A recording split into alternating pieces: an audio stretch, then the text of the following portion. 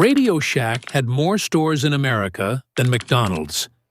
And still, it disappeared. Not because people stopped needing electronics, not because technology went away, but because the one thing it gave people quietly vanished.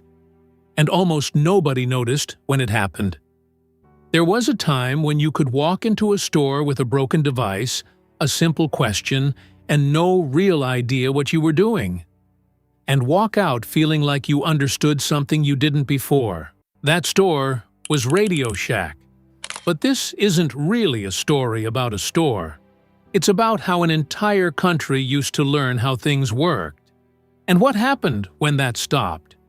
If you grew up in America sometime between the late 1960s and the mid-1990s, you probably don't remember Radio Shack as a business. You remember it as a feeling. The red sign, the quiet hum of electronics, that strange smell, warm plastic, cardboard, something metallic in the air. At the front of the store, everything was normal. Batteries, phone cords, radios, headphones. But the back of the store, that was different. Rows of tiny plastic packages hanging from metal hooks, resistors, capacitors, diodes, switches, coils of wire. It looked confusing, which is exactly why it was interesting, because it felt like something you could figure out. And then there was the guy behind the counter. He wasn't trying to sell you something. He was trying to solve your problem. You could bring in a broken radio, point to a burnt spot on the board, and he'd look at it for a few seconds. Then he'd say, "Try this." No searching, no guessing, just knowing. And the strange part is, he was usually right. That was the real product. Understanding.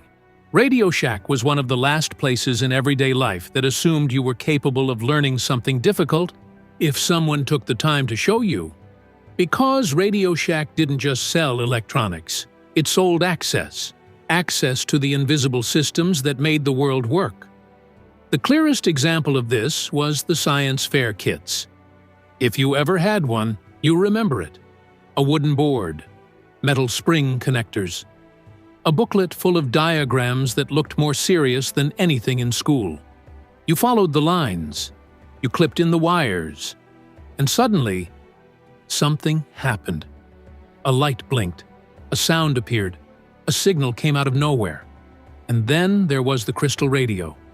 No battery, no plug, no obvious source of power. Just wire, a crystal, and instructions that felt almost too simple to work. But you built it anyway. You connected the antenna, you put the earpiece in, and then a voice. A real voice, coming out of something you made yourself. That moment mattered more than people realized, because it proved something fundamental. The world wasn't magic, it was understandable. And if you could understand it, you could change it. That's where a lot of engineers started.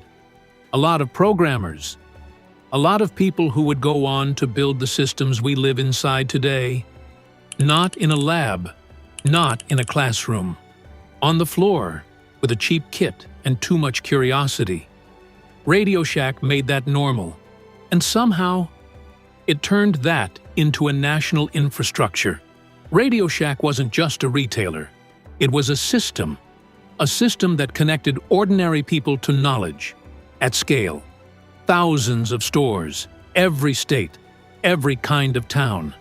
You just had to walk in, and for a while, that worked incredibly well. In the late 1970s, Radio Shack did something even bigger. It helped bring personal computers into everyday life. As a physical object, you could touch. The TRS-80. It wasn't perfect. The keyboard felt cheap. The screen flickered. People joked about it. But it didn't matter. Because it was there. In your town. On a shelf. Waiting. While other companies were building the future in small circles, Radio Shack was distributing it to everyone else. That blinking cursor wasn't just a machine. It was an invitation. And for a moment, RadioShack was how people entered the future. So what changed? There was no single bad decision, no obvious collapse, just a slow shift. The component wall got smaller, then smaller again. Then it moved to a corner. Then it disappeared. The kits stopped showing up. The parts became harder to find. The people behind the counter changed. Less knowledge, more sales, less explanation, more transactions. And at some point, the store stopped being a place where you learned things and became a place where you bought things. That sounds like a small difference. It isn't. Because that was the reason it existed. RadioShack was never supposed to compete on price. It was never supposed to be the most convenient option. It was supposed to be something else. A place that trusted you. Trusted that you could understand something complicated. Trusted that if you were curious, you could figure it out. But that kind of business is hard to measure. Selling phone contracts is easier. So that's what it became. More phones. More plans. More things that other companies already did better. And suddenly, RadioShack didn't have a reason to exist anymore. Because if you're not the cheapest, and you're not the biggest, and you're not the easiest, then what are you? There wasn't a good answer. Stores closed. Losses grew. The brand changed hands. And what remained was something that looked familiar, but felt empty. This isn't just a story about a company that failed. It's about something we haven't replaced. There used to be places that made the world feel understandable, places where you could walk in knowing nothing, and walk out knowing something.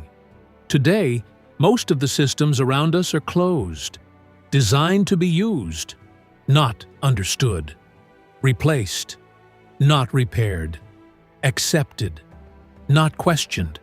And maybe that's why people still miss RadioShack, not because of what it sold, but because of what it assumed about you, that you were capable, that you could learn, that you could take something apart and figure out how it worked.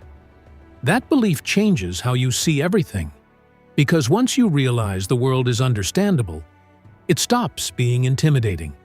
It becomes a puzzle, and puzzles can be solved. So when people say they miss RadioShack, what they're really saying is something else. They miss a world that felt explainable, a world where the answers weren't locked away, where curiosity had a place to go, where someone would actually show you. And somewhere along the way, we stopped building places like that, and we never really replaced them. So maybe the real question isn't what happened to RadioShack.